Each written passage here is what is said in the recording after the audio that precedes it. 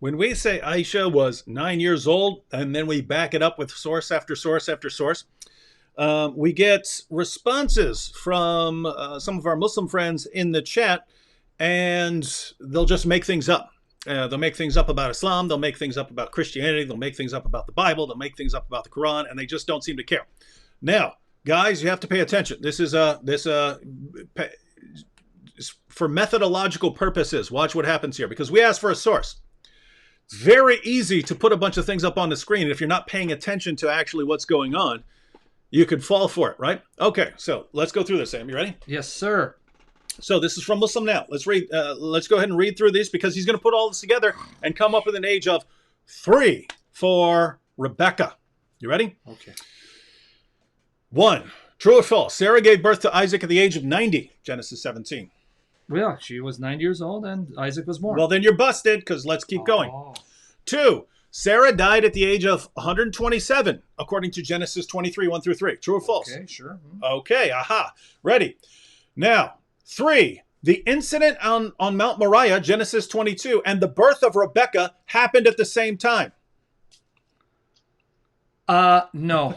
Yeah, where are you getting that from, dude? No. Yeah, where are you getting it from? Yeah. In fact, CP will take Shahada and say that Allah is Satan and Muhammad is his messenger. If you can show in Genesis 22 that it says Rebekah was born at that time. Yeah, now guys, see why I said you have to pay very careful attention, right? If the Assyrian Encyclopedia and Christian Prince don't immediately know what you're talking about when you say Rebekah was 3 years old, then you should be thinking there's probably not evidence for it. And then we ask, now notice, guys, the reason I'm pointing this out is, notice when you put something like this on the screen, someone might be looking at this and say, well, he's giving references there. He's giving references, so I guess he's making a slam dunk case here, right? Notice everything depends on number 3 there. The incident on Mount Moriah in Genesis 22 and the birth of Rebekah happened at the same time. When you go down to the bottom, next comment, when Isaac was 36 or 37 years old, same time when Sarah died, Genesis 23. The verses all looked together, tells us that Isaac was 37 years old when Rebekah was born. He's challenging us to read it. Look, friend, I will take Shahada. Okay, here you go. Okay. Okay. He wants to read Genesis chapter 22, 20 to 24. Let's read it. After these things, Abraham was told, Milcah has also borne children to your brother Nahor. Uz, his firstborn, Buz, his brother, Kamul, the father, Aram. Now watch what he did.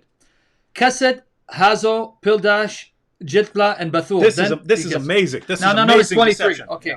Bathul became the father of Rebekah. Milcah gave birth to these 8 to Nahor, Abraham's brother. His concubine, whose name was Ruma, also bore Tiba, Gaham, Tahash, Mecca. He took a passage that talks about that Bathul, who's related to Abraham, was the father, became the father of Rebekah, and assumes it happened that moment. Yeah, he says, after these things, Abraham was told, yes, Milcah has also borne children to your brother Nahor. Yes. Then it goes into a genealogy. Yes. Then it starts giving the genealogy. So and then it mentions Bathul became the father of Rebekah, and then it mentions Milcah gave birth to these 8 to Nahor. So it mentions Bathul, who's related to Abraham, that he too had a child. Because why she mentioned? She's going to be important later in the narrative, because Rebekah is going to be the wife of Isaac. But if you just go to Genesis 24, for the life of me, David. Should we read a little bit of Genesis 24? Yeah, 24, read. As you read it, here's what I want to understand. How many 3-year-olds go and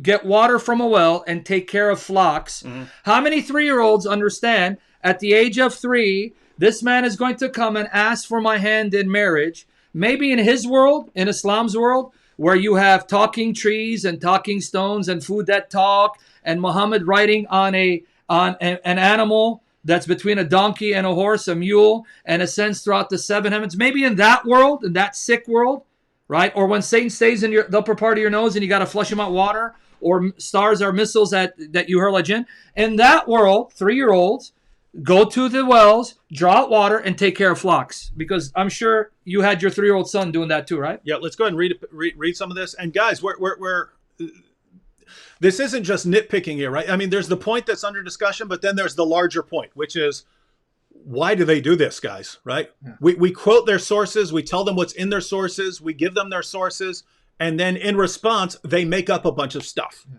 and try to misrepresent people that they claim to respect in the Bible, right? What is up with this religion? So let's just read a little bit real quick, then we'll hand it back to CP. So this is from Genesis 24. The basic idea is Abraham said, go back to my homeland and get a daughter. I mean, get a wife for my son Isaac. So he sends his servant with some stuff. All right, so verse 10. Then the servant took 10 of his master's camels and departed, taking all sorts of choice gifts from his master. And he arose and went to Mesopotamia, to the city of Nahor. And he made the camels kneel down outside the city by the well of water at the time of evening, the time when women go out to draw water. And he said, O Lord, God of my master Abraham, please grant me success today and show steadfast love to my master Abraham. Behold, I am standing by the spring of water, and the daughters of the men of the city are coming out to draw water. Let the young woman, not toddler, not baby, let the young woman to whom I shall say, please let down your jar that I may drink, and who shall say, drink, and I will water your camels. So she's taking up the water pot and carrying it to the camels. Drink, and I will water your camels. Let her be the one to whom you have appointed for your servant, right? Isaac. Has to be. Yeah. By this I shall know that you have shown steadfast love to my master. Before he had finished speaking, behold, Rebekah, who was born to Bethuel, the son of Milcah, the wife of Nahor, Abraham's brother, came out with her water jar on her shoulder. Do you have any idea what a water jar would be that you use to give camels a drink? Yeah. Right?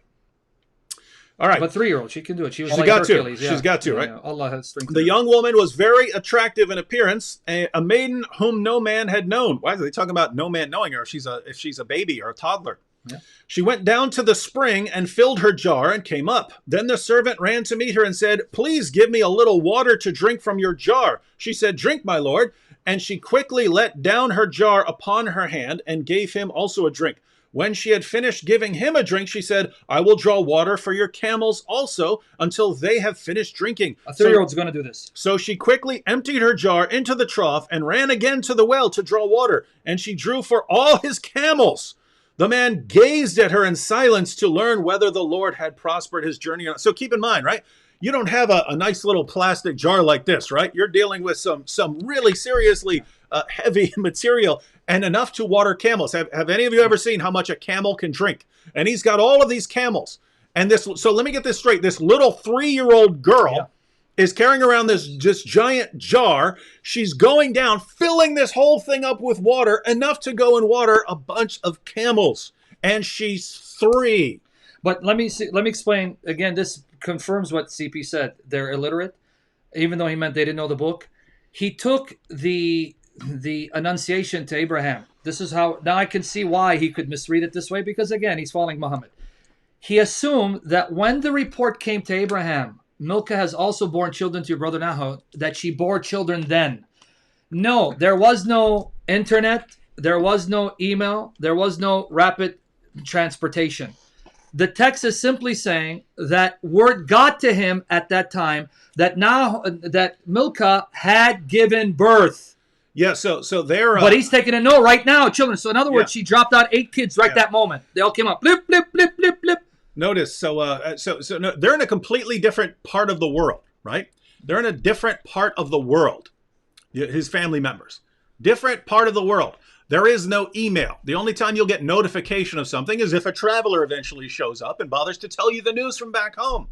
So he tells her, oh, and by the way, let me tell you what's been going on with the family. Our Muslim friend says, oh, when he says that that Rebekah's been born, this means like right then she's been born, not years earlier, right then. It happened right then, right when all of this was going on. And so we have to read all of this about a young woman who's leading the animals around, doing the farm work, who is 3 years old. Yeah.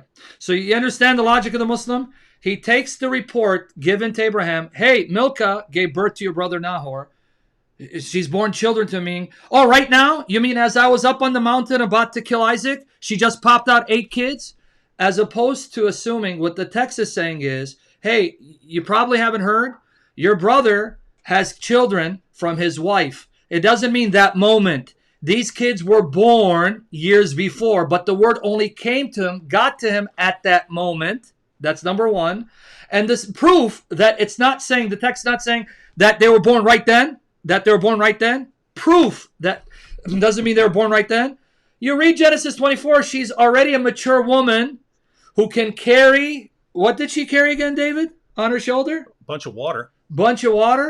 But wait, maybe again, it's possible because remember, Muhammad, his mother was pregnant with him for 4 years before she gave birth to him. In fact, CP. Let's see if I can get this up on the. And he's going to put it up. Watch. But CP, here's what I want you to do. As he puts it up, maybe this guy is thinking that this is one of the miracles of Allah. That 3-year-olds can start speaking and do activities that only mature women and men can do. Because isn't it true that according to the Islamic sources, Muhammad's mother was pregnant with him for 4 years? Yes, and as you see, my friend, Rebekah was very easy for her as a 3 years old to feed or to give water to the camel. Camel only need 200 liters of water, 53 gallons.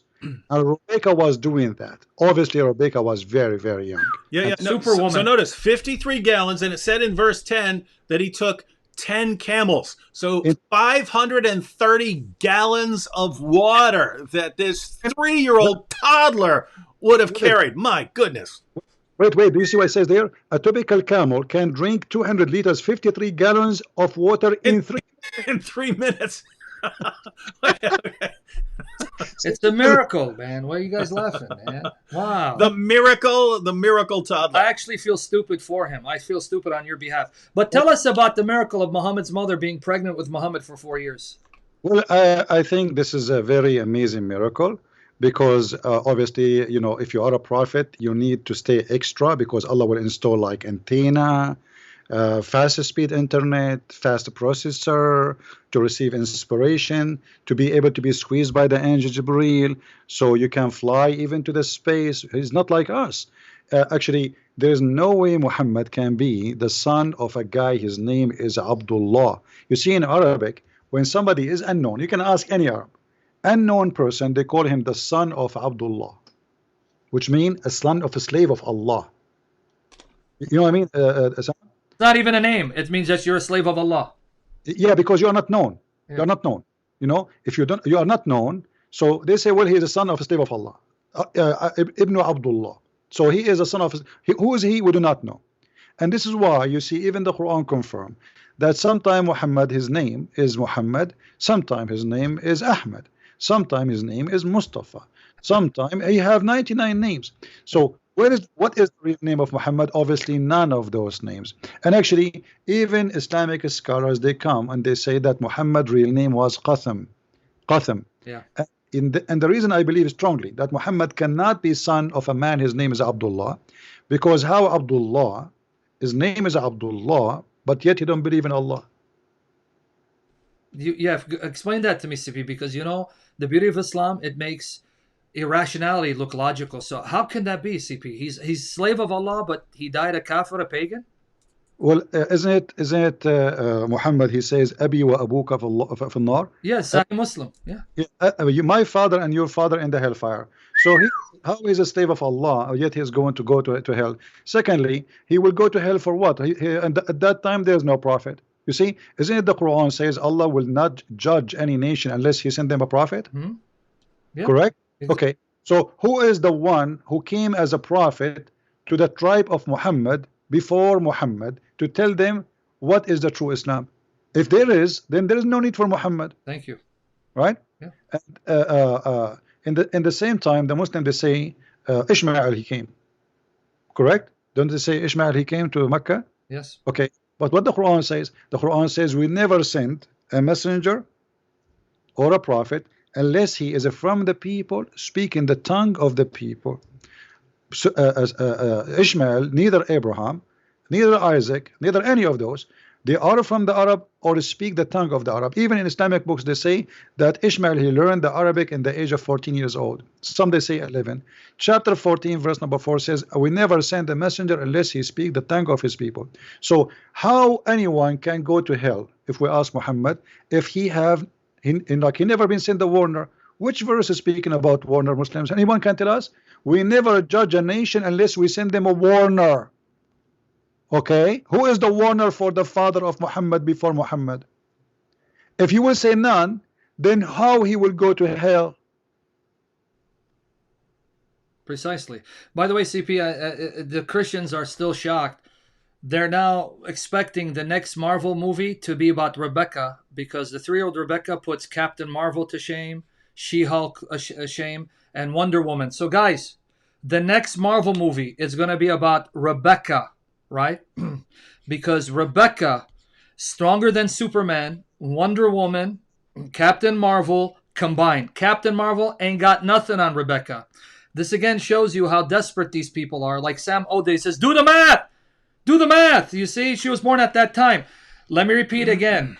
The point of Genesis 22, if you just read it, it's not saying... That's what I mean. They're not reading it. They're going to a website and cutting and pasting. Tell me you're not doing that, Sam O'Day. Of course he's doing Lie to me and tell me you're not just going to some website and cutting and pasting. Yeah. Because if you would read the text, that's not what it says. Yeah. It's not what it says. Let me emphasize for the Christians here. This is why I was taken back and I got shocked when I look. I go, serious? The text is saying that word got to Abraham. He's just repeating what we just went through. Let me but he's a different guy. Let me emphasize for the Christians. Christians, word. The only thing the text is saying is that word got to Abraham at that time. Your brother Nahor, he's got children because his wife gave birth to children. It's not saying, oh, Abraham, by the way, when you're on the mountain, miraculously, at that moment, Nahor slept with his wife and she popped out 8 babies. Bam, bam, bam, bam, bam. This is the miracle of Allah.